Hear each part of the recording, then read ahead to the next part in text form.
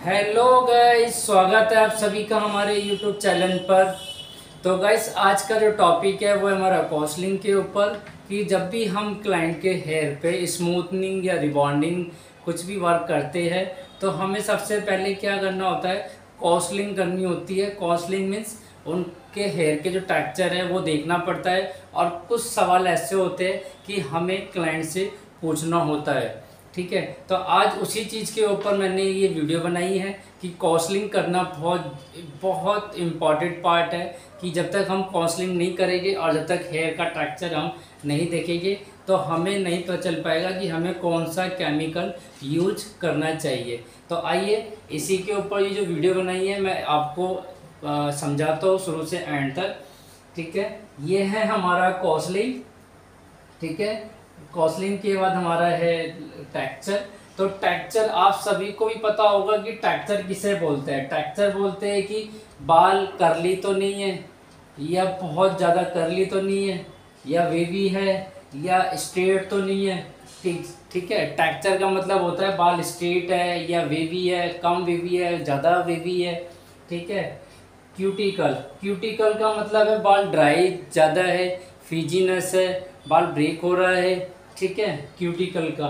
Diameter का मतलब होता है बाल की थिकनेस देखना, मतलब बाल पतला है या मोटा। ठीक है, डायमीटर का मतलब है बाल मोटा है या पतला। ठीक है, जब आपको ये चीज़ समझ में आ जाएगी कि डायमीटर का मतलब बाल मोटा और पतला, क्योंकि जब भी हम कोई केमिकल करते हैं तो बालों की हम ये चीज़ें ज़रूर देखते हैं, डायमीटर की बालों को पतला है या बाल बहुत मोटा है या पतला है। ठीक है, उसी के अकॉर्डिंग हम केमिकल यूज करते हैं। तो ये आज का जो काउंसलिंग का जो मैं लेकर आया हूँ पार्ट, ये बहुत काम आने वाला है आपके। ठीक है, तो आप इसको भी नोट कर सकते हो। ठीक है, इसके बाद जो दूसरा है हमारा, जब केमिकल स्टार्ट करते हैं स्मूथनिंग या रिबॉन्डिंग, जब भी हम स्टार्ट करते हैं तो हम क्या करते हैं, बालों में चेक क्या करते हैं केमिकल में, कलर।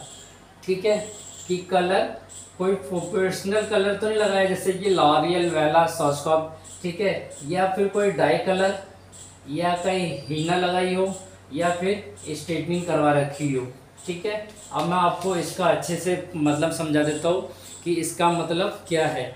अगर उन्होंने कोई अच्छे कलर यूज कर रखे हैं तो ठीक है, अगर उन्होंने डाई कलर या हीना लगा रखी है, ठीक है, और पहले भी उन्होंने स्ट्रेटनिंग कर रखी है, तो आपको अब स्ट्रेटनिंग बड़े ध्यान से करनी होगी।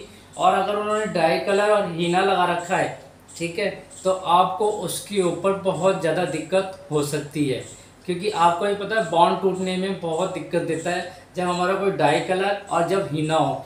और देता क्यों है, मैं आपको इसका भी सवाल बता देता हूँ कि देता इसलिए है कि इसकी जो कोटिक है वो हमारी लेंथ पे ये अपनी एक परत बना देती है।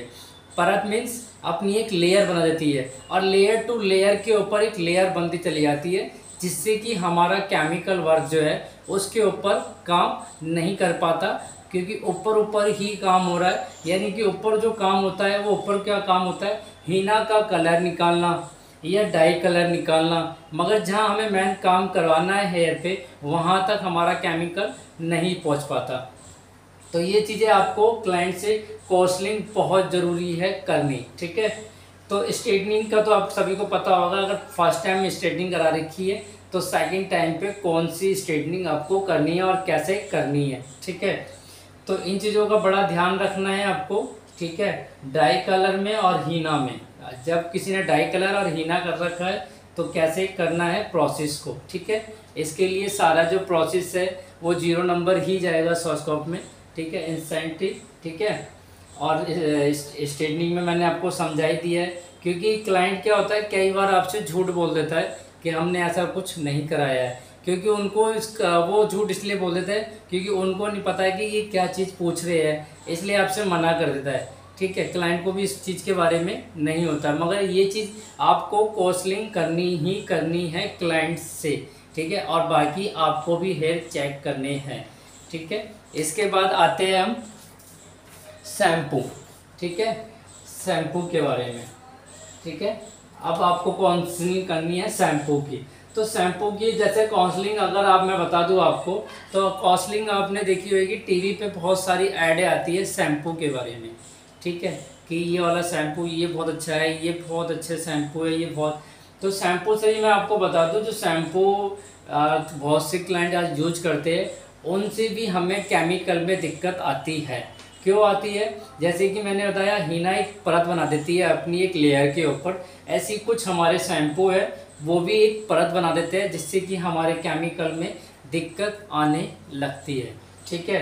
कंडीशनर की अगर हम बात करें तो आज के टाइम पे बहुत कम क्लाइंट है जो ये कहते हैं हम कंडीशनर यूज नहीं करते हैं, और बहुत से क्लाइंट कंडीशनर यूज करते हैं, और बहुतों को कंडीशनर का मतलब ये नहीं पता कि कंडीशनर क्या काम करता है हमारे हेयर में, ठीक है।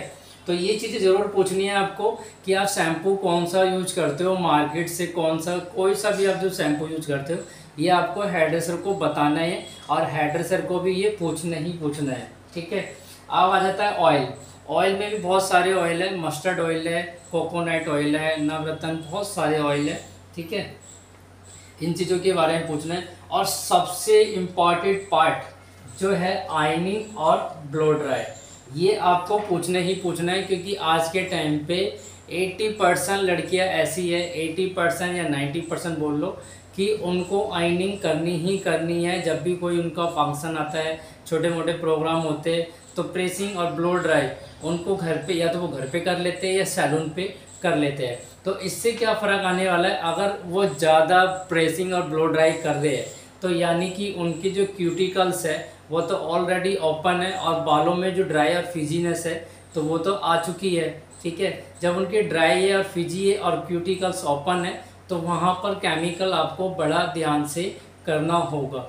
तो ये सारी चीज़ें आपको क्लाइंट से पूछना ही पूछना है कि आप कौन सा शैम्पू यूज करते हो, कौन सा ऑयल यूज करते हो, केमिकल में आपने क्या क्या यूज किया है, आप कौन सा कलर लगाते हो, आप डाई कलर लगाते हो, हीना लगाते हो, हीना आप कौन सी लगाते हो, या कभी पहले आपने स्ट्रेटनिंग कराई है। तो ये सारे क्वेश्चन आपको पूछने ही पूछने हैं, और बाकी हेयर की क्वालिटी को देखकर आपको केमिकल वर्क करना है, ठीक है। अगर आप केमिकल वर्क अपना अच्छा रखेंगे, ये सारी चीज़ें काउंसलिंग करेंगे क्लाइंट से, तो मैं गारंटी देता हूँ आपका वर्क भी अच्छा होगा और क्लाइंट भी आपसे हैप्पी रहेगी। ओके गाइस, तो मिलते हैं नेक्स्ट वीडियो में। इसके बाद जो पार्ट आने वाला है, अब आपके पास रेगुलर ही ऐसे पार्ट आते रहेंगे 1 बाय 1।